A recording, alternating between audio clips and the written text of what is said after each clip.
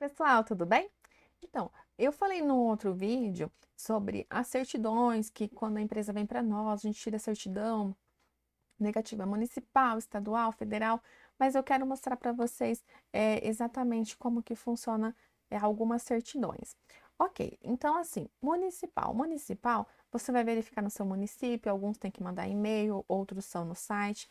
Tanto o municipal, estadual quanto da Receita Federal, ele é dividido, tem a parte da dívida ativa e tem a parte que está no órgão mesmo, né? Então, quando eles levam para protesto, que vai ajuizar, né, a cobrança, então vai para a dívida ativa. Então, por exemplo, o débito no município, você está devendo um ISS, está lá na prefeitura. Aí você não pagou, a prefeitura inscreve ela em dívida ativa. Então, quando você tira a certidão negativa, você vai tirar a certidão negativa do órgão e da dívida ativa.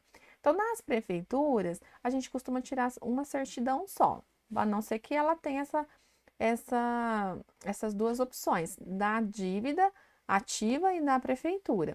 Mas no estado e na Receita, sim, tem as duas. Não, na Receita não, a Receita é uma certidão só. No estado tem a certidão de inscritos e não inscritos. Aqui em São Paulo é assim, por exemplo, né? Então, CND, Cefaz, SP. Acho que ele já vai até mostrar aqui para mim. Ó, certidão negativa de débitos não inscritos. O que que é um não inscrito? Não inscrito em dívida ativa. Ok. Então, a gente vai colocar o CNPJ e vai pedir para emitir. Não emitiu, a gente consegue verificar aqui as pendências. A gente entra aqui e verifica as pendências. O outro, deixa eu ver se ele vai aparecer aqui. CND, Cefaz SP, dívida ativa. O que que acontece no estado também, né? Às vezes não é dívida de ICMS, mas é uma dívida de PVA, que também é estadual, vai impedir a certidão. Lá na pendência você consegue identificar.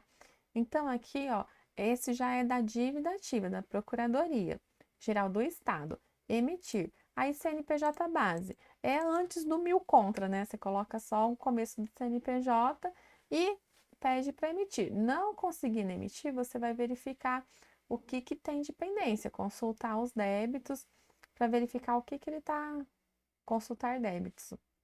E aqui no estado de São Paulo, quando você tem débito que você faz um parcelamento, você não consegue mais gerar as guias por aqui, por esse site. Você vai ter que entrar no CIPET e pedir a certidão por lá. Atualmente é assim que funciona. E quando você pede por lá, você paga uma taxa. Então, assim, aqui no estado de São Paulo, os serviços do posto fiscal, eles têm algumas taxas. Por exemplo, a empresa emitiu uma guia incorretamente. A empresa emitiu, não, né? A empresa pagou. Nós emitimos uma guia de diferencial de alíquota, colocamos o código lá. E na hora da empresa pagar a guia, ela colocou um outro código. Isso até aconteceu comigo. Eu mandei 3 guias para o cliente. Uma era de diferencial e 2 de antecipação. Então, a diferencial era um código e as 2 de antecipação era outro código, lá na Dário. Então, a empresa pegou a guia de diferencial, pagou e pegou as outras 2 de antecipação e pagou com o mesmo código de diferencial, ou seja, pagou com o código errado. Aí a gente entregou a DSTDA, ok. Aí passou um mês ou 2, eu fui olhar se estava tudo ok, se tinha recolhido, que a gente sempre olha se recolheu para avisar o cliente, ó, você não pagou. Ainda mais assim, quando ele paga esporadicamente, ele não compra sempre de fora do estado, então ele não tem esse costume e muitas vezes ele esquece de pagar. Aí eu fui tirar, identifiquei que não alocou, fui verificar o porquê. Aí eu fui ver. Eu emiti a guia no código certo, enviei certo. Aí a gente pediu o comprovante para o cliente para identificar o que tinha acontecido. Aí nós vimos, a hora que ela falou, a hora que ela mandou o comprovante, ela falou assim: ah, paguei no código errado, né? Aí a gente confirmou, sim, você pagou. Então, para retificar esse código, para essa guia ser alocada para o código certo, tem que pagar uma taxa. Então, você paga essa taxa por cada situação que acontecer. Ou então você paga uma taxa anual. Então, o que que a gente faz? Com os RPAs, a gente faz uma taxa anual. Porque o RPA, ele envia guia, que às vezes precisa ser retificada, e tem a certidão negativa que, se tiver algum parcelamento, tem que solicitar pelo CPET, e aí teria que pagar, como tem validade de 6 meses, não compensa. Então, aqui no estado de São Paulo, a gente gera essa taxa anual lá em janeiro, porque depende da inscrição estadual, o vencimento dela. Então, ela vence em janeiro, fevereiro ou em março, mais ou menos isso. Mas ela tem validade, acho que do mês 5 ao mês 5 do ano subsequente. Então, ela tem validade de 1 ano. Ok. Então, para quem pagou a taxa, pode fazer qualquer alteração, se recolher uma guia no código errado, altera, uma inscrição estadual, alguma situação que possa ser alterado, né?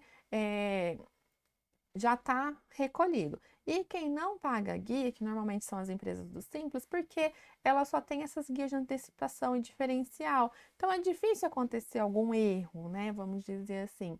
Mas acontece. Se acontecer, então tem que pagar uma taxa para fazer a retificação.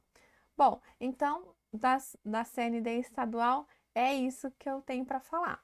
Aí então agora eu vou falar da CND federal. Então até coloquei aqui para emitir certidão. Eu vou emitir porque eu não tenho certeza se ela sai com inscrito ou não inscrito, débitos inscritos e não inscritos juntos. Então eu vou consultar aqui 42 para ter essa certeza de como que ela vai sair.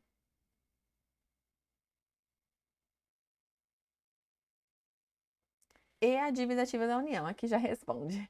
Relativa a créditos tributários federais e a dívida ativa da União. Então, a certidão saiu.